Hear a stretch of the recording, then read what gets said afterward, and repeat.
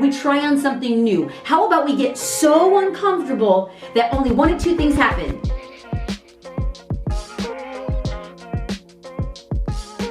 I just got the first edit. I'm going through and making edits. I'm so freaking excited. It's still, it has a lot. It's a lot of work. But it was like, I don't even know, like 5 years of speaking down to 3 minutes. And so then what I've done is I'm on a rabbit hole of YouTube videos. Mm-hmm.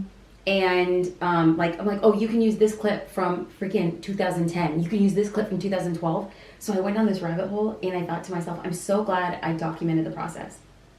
I'm so glad I documented the process, because I think that what I see a lot of people do now is like they're documenting their process and they're like, I'll share it when I do my thing. I'll share it when my website's live. I'll share it when my career has arrived. But I'm like, nobody's really interested in the gold-plated grit. Brene Brown was just like, yeah, people want to know about your journey, but it's when they see you doing the work that they then trust you, that like all of your success is deserved, or you know what you're talking about. It's industry credibility because you did everything and then you documented it. And now, like in 2023, I'm creating my like very first official speaking reel. Now that I'm now that I have a speaking agent, they asked for a speaking reel, like a legit one. And so just done the deep dive of collecting everything. And then I think to myself, I'm so glad we documented the terribleness, because the speaker reel is going to show. I don't have to say, oh, I have 15 years of experience. The speaker reel is going to show. Dang, girl, you've been sitting through that gritty stuff. So that's good. This week, since their homework's already done, I'm going to ask them for them by the end of the week to send me their definition of a win. Like, how is it, okay, outside of winning $25,000 from the UPS store or from Inc., how do they win?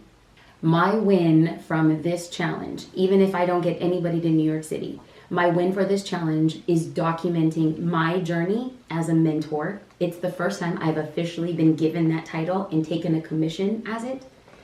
So my win is putting in the reps and building brick by brick. My win is being able to be positioned as a mentor, as validated by Inc.com and the UPS store. Let's go. And my win are 3 powerful business owners showing up in new ways for their business. If I do all this, and I will, I've already won, title or not. A gold, maybe I need like, not the UFC belt, I need like the UPS belt. Okay, so we're a couple minutes out. We're quite literally today at the halfway point of this total challenge. And this is why I want to take a couple seconds around some of the stuff that I have learned over the past decade, that if somebody would have told me earlier in my journey, I would have been a heck of a lot farther on. And as your mentor, I'm going to do a disservice, Queen, if I don't let you know what I have learned. The average human thinks around 60,000 thoughts per day, and 80% of those thoughts are negative. Just think about that. Like, what is that? 47,000 thoughts are negative each day. We are wondering by the end of the day or by the end of the work week why we feel like down and exhausted and weighted. Yeah, we're thinking about over 45,000 negative thoughts in a single day. And here's the craziest thing. Dr. Joe Dispenza states that 90% of the thoughts we think today were the thoughts we thought yesterday. It's more likely for business owners to compare the results that we have and the timelines that we use to compare those results. I did it for years and years. And I wish somebody would have said, stop, that is a total waste of time. Because in addition to it being a waste of time and it doesn't really do anything, it's a total trap, because we have no idea how those business owners are showing up. Anybody that you are looking at who's doing what you want to do in the business realm, we have no idea. I'm going to use this example for a little Dragon Store shout out. If you and I wanted to bake a cake, and then you see me 1 hour later with a whole cake, you're going to be like, how did that happen? You might even say, I haven't even gone to my store to get my refillable goods for my cake yet. And here Jasmine is with the whole dang cake. So you're staring at my cake and you're wondering, why haven't I baked a cake? Why am I behind? Why will I never catch up? And I am here to tell you, you have no idea how somebody else got the cake in their dang hands. We make up stories about why somebody else has a cake. But you have no idea if the reason I have a cake is I spent years at a patisserie school in France teaching how and learning how to master that skill. You have no idea if I am holding a cake because I used instant cake mix, or that I went to the store and I bought a cake already done, Or maybe that cake was given to me. Or maybe, as we see so often on social media, that cake is fake.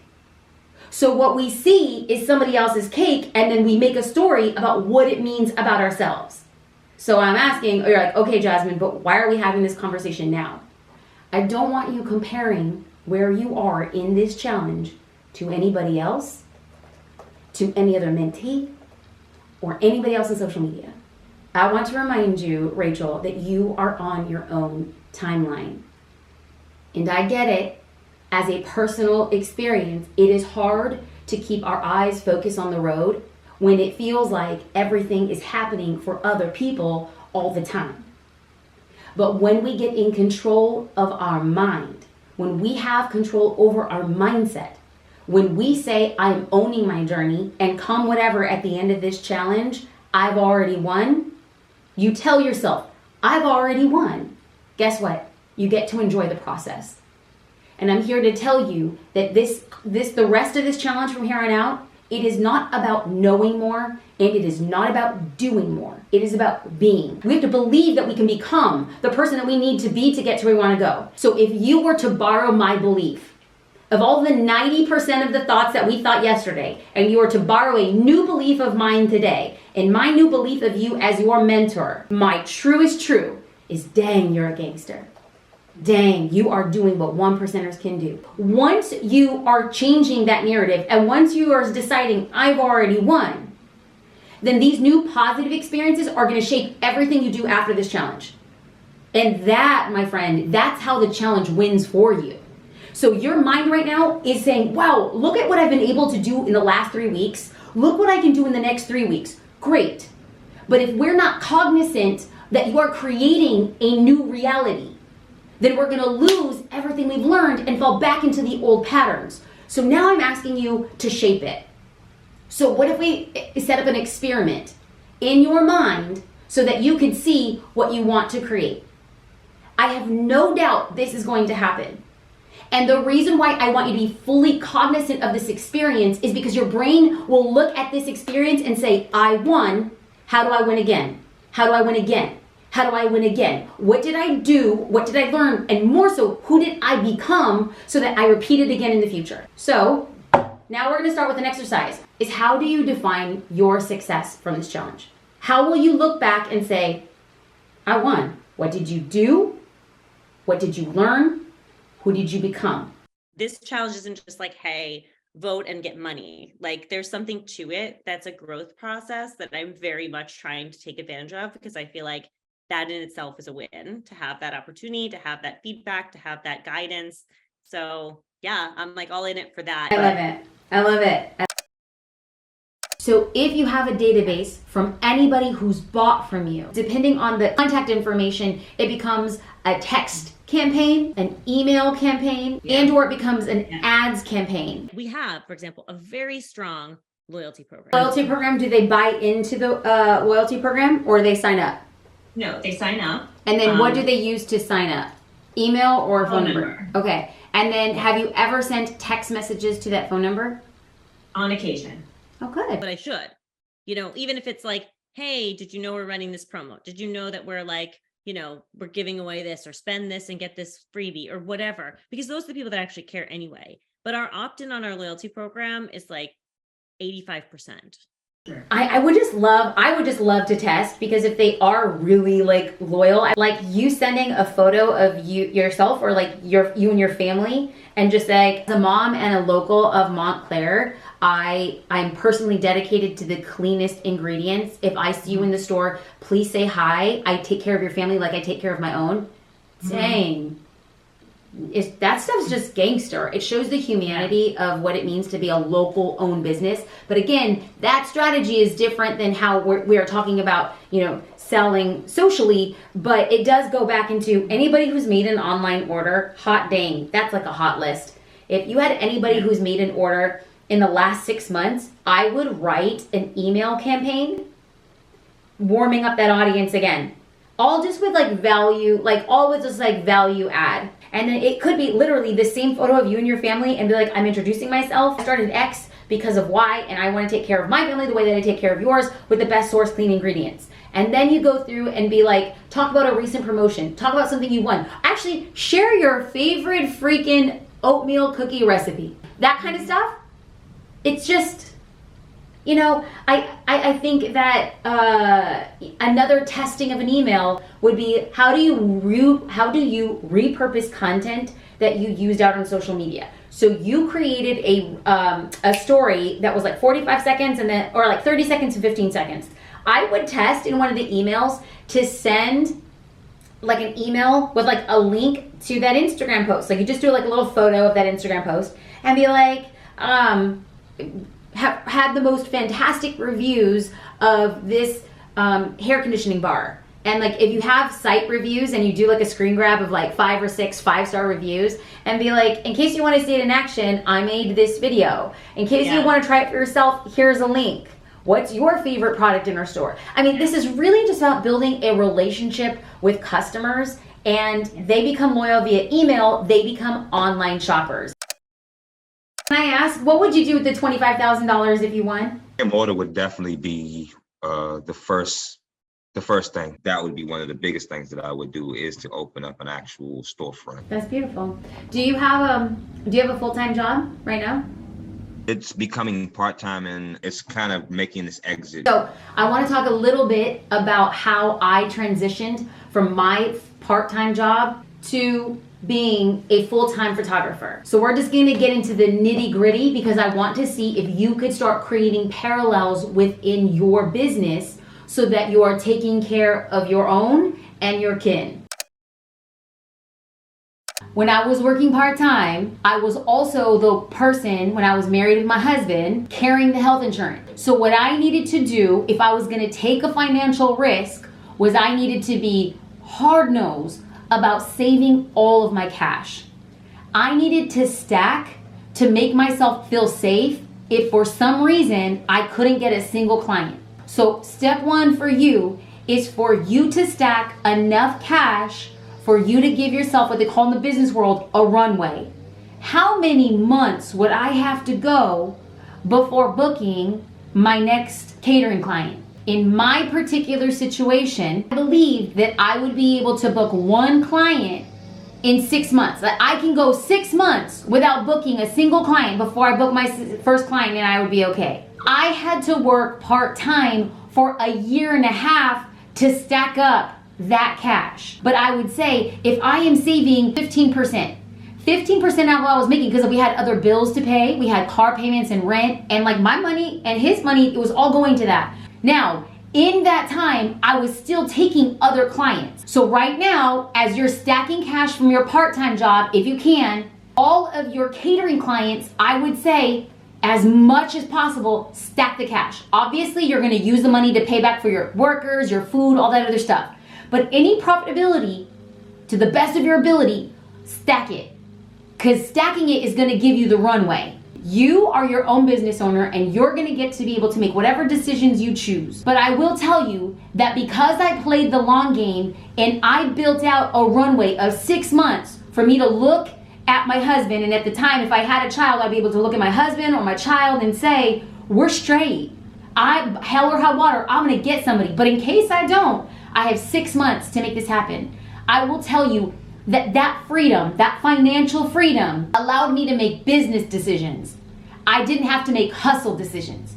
And I want the same for you. How is that feeling right now? Any questions? I think I'm on that page, and I did apply for a few grants, so I'm kind of waiting to hear back from those grants. The seeds have been planted. It's more or less being patient with everything at this point. Let me tell you this. The winner is simply the person who decided not to quit. That's the winner mindset. You're going to be a success. If it's in 2023, 2033, 2053, it's a game that we're always gonna play.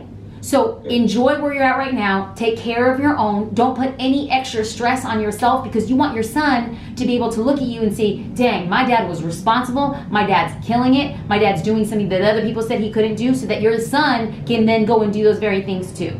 Okay, recap from Rachel and Chef Larry. We had a really great opportunity to actually go in a different direction in both of the conversations. This is a social challenge, right? Like, these small business owners want to win on social, obviously, but there is a foundation to any business if you are a service provider or a product provider.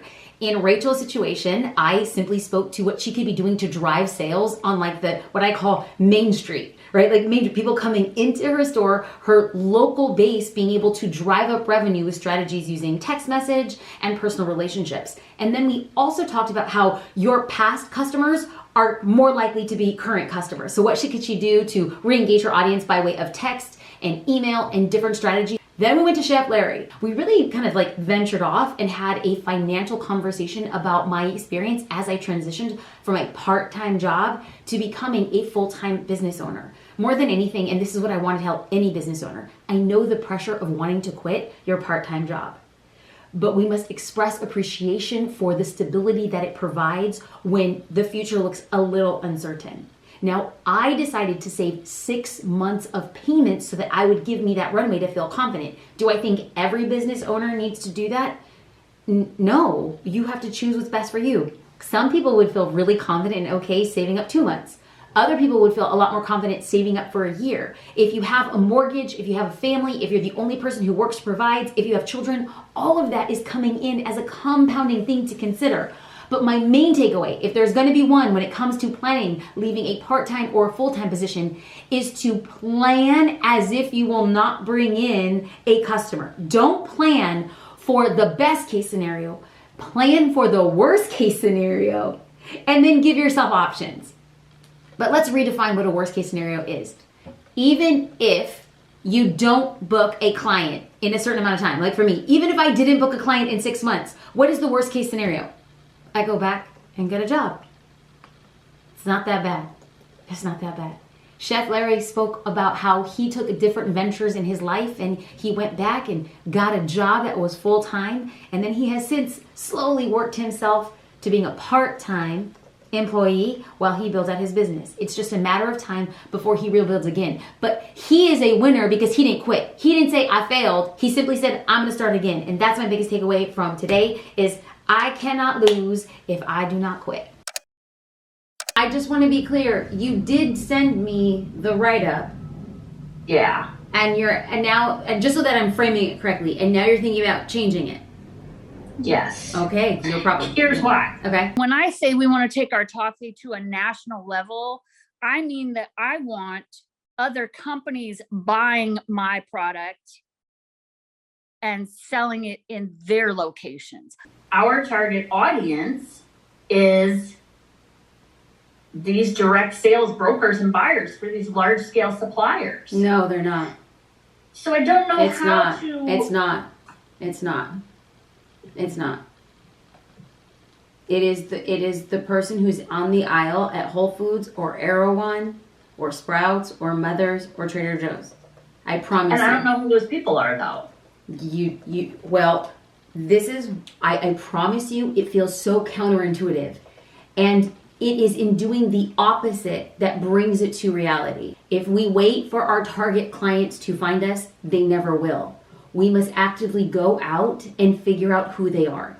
Because in all reality, every Whole Foods does not have a series of robots going down the aisle. It's different ages, demographic, shapes, colors, beliefs. And so you have to pick who your packaging and who your brand is going to call off from the shelf. The buyers, your buyers are not the customers, because the customers are the only person who's actually making the transaction. And those are the people who go again and again back to Erewhon or Whole Foods to buy the toffee and put it in their cart. So this is great news because you get to define who you want picking it up from the aisle. The clearer you get on who picks it up from the aisle, you're making the store purchasers, making their job easy. And I promise you that who Whole Foods is marketing to is not who Erewhon is marketing to. How do we know? the music that they play, the way that they merchandise the store, the colors that they pick, the vendors that they carry. Now, the 16, the 24, the 38, the 72 will shop there. Those people will buy the car and those people will buy the toffee. But who you market to is different than who will buy.